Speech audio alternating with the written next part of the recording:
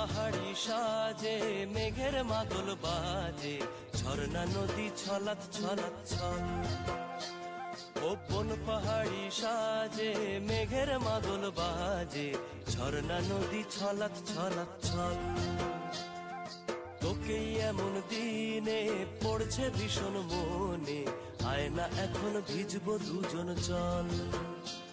ওরে আয়না এখন ভিজবো দুজন চল, ঝর্ণা নদী ছলাৎ ছলাৎ ছল।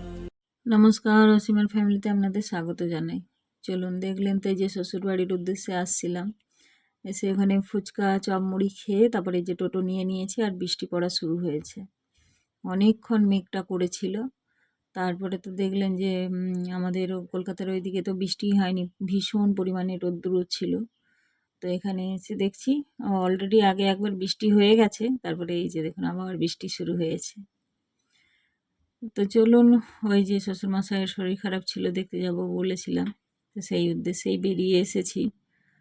সপ্তাহের মাঝখানে কিছু করার নেই, কারণ অন্যান্য দিন খুব পড়া এটা ওটা চাপ থাকে। আর এই যে দেখুন বৃষ্টি শুরু হয়ে গেছে, জোরপূর্বক শুরু হয়ে গেছে। তার ওই যে টোটোর মধ্যে পর্দাগুলো থাকে সেইগুলো দিয়ে দিচ্ছি, কারণ ভীষণ ছিটা কাটছে। তারপরে আর টোটো রানিংয়ে আছে, বৃষ্টিগুলো আরও গায়ের মধ্যে এসে পড়ছে। এই যে দেখুন ছেলের কাণ্ড, জলগুলোকে মুখের মধ্যে নিচ্ছে।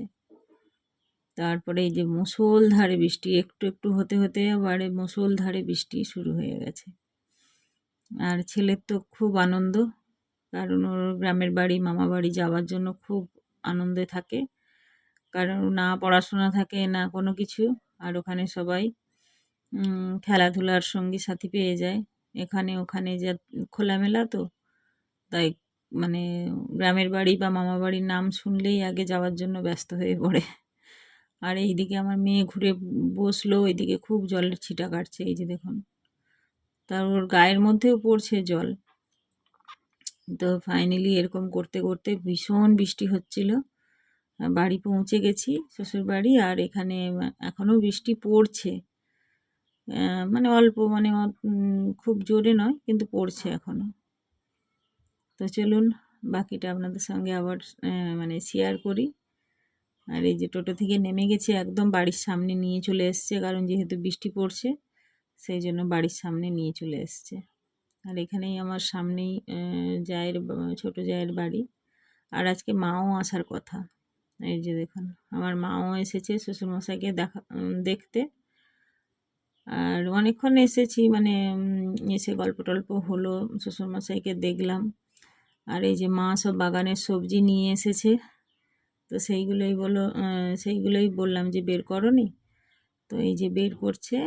আর এটার মধ্যে আছে আমাদের চাষের, মানে আমার বাপের বাড়ির জমিতে চাষ হয় ওই চিনে বাদাম।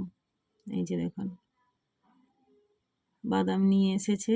আর এই যে সবজি টবজি সব এগুলো আমাদের বাড়িতেই তো হয়, অনেক বাড়ি তো আপনাদের সঙ্গে শেয়ার করেছি যে মা যখন আসতো নিয়ে আসতো, তো ওগুলো বের করে দিল। আর এই যে দেখুন আমার এটা মেজে জায়ের বাড়ি, আর মেজে জায়ের মেয়ে যে টিউশন পড়ায় তার সব ছাত্ররাত্র নিয়ে ও টিউশন পড়াচ্ছে, অনেক কটা কচি কাঁচা। তো আমরা আবার ওখান থেকেই এলাম, মানে শ্বশুরমশাইকে দেখে, কিন্তু ওনার কোনো ভিডিও করিনি, কারণ এতটাই খারাপ লাগছে দেখতে যে ইচ্ছে হয়নি ভিডিও করার। কারণ গত বছর আমার ব্লগে দেখবেন যে কত সুন্দর শরীর স্বাস্থ্য ছিল, হাসি খুশি মুখ ছিল, এখন মানে একদম বিছানা সজ্জা হয়ে গেছে, মানে কীরকম লাগছে দেখতে। আর এই যে দেখুন এখানে টিউশন পড়াচ্ছে, তো ওদেরকে বললাম যে এদিকে তাকা একবার। আর এখানে অনেক, মানে প্রায় তো আসি, অনেক ব্লগে আপনাদের শেয়ার করেছি যে গ্রামের বাড়ির আসার। তো কেউ কেউ আছে খুব চড়বড়ে, খুব নাচ করে, এরকম অনেকেই আছে। তো চলুন ওপাশে কি রান্না বান্না হচ্ছে দেখি। আর এই যে দেখুন এটা আমার মেজো জা, দেখেছেন অনেক ভিডিওতে। তো এই যে এখানে হবে লুচি আর ঘুগনি, তার প্রিপারেশন চলছে।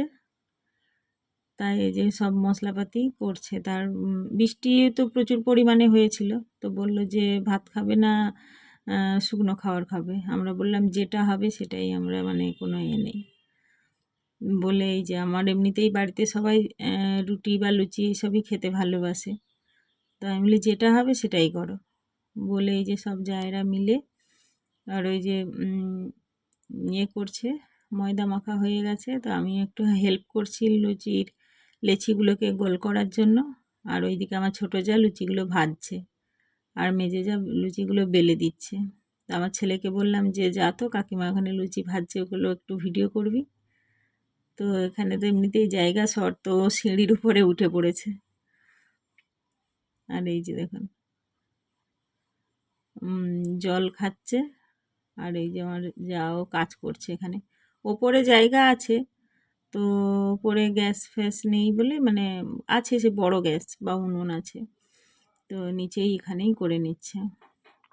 আর বেশি কিছু না, লুচি আর ঘুগনি হবে, তো সেই জন্য আর অসুবিধা নেই। আর কিছুক্ষণ আগেই দেখছিলেন যে আমার ভাসুর দাঁড়িয়েছিল, তো উনি দাঁড়িয়ে দাঁড়িয়ে ঘুগনিটা বানিয়ে দিয়ে গেছে গ্যাসে। আর এই শুধু লুচিটা ভাজা হলেই হবে। তাই এক এক করে লুচি ভাজছে, আর অনেকজন তো ফ্যামিলি মেম্বার আমাদের, তাই জন্য অনেকই দরকার। এই যে চলছে লুচি ভাজা এখনও।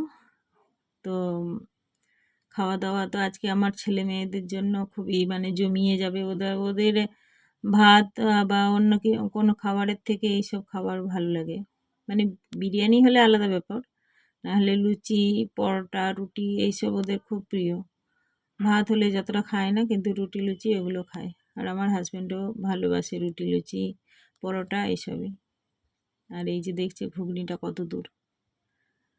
তো যাই হোক, ভিডিওটা ভালো লাগলে অবশ্যই লাইক শেয়ার কমেন্ট করবেন।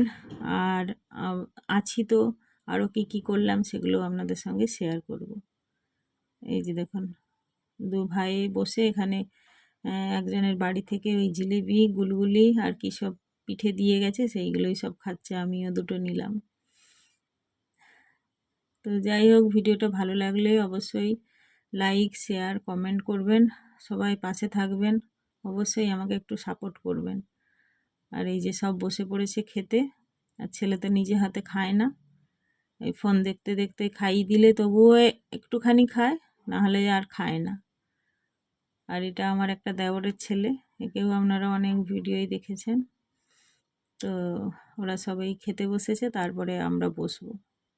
আর মাও এদিকে, মাকেও বললাম যে তুমিও বসে পড়ো, তারপরে আমরা সব খাওয়া দাওয়া সেরে আবার মানে সেরে নেব। তো যাই হোক, ভিডিওটা ভালো লাগলে অবশ্যই লাইক শেয়ার কমেন্ট করবেন। আর অবশ্যই একটা লাইক করবেন, লাইকের সংখ্যা এত কম থাকে যে ডিমোটিভেট হয়ে যাই আমি।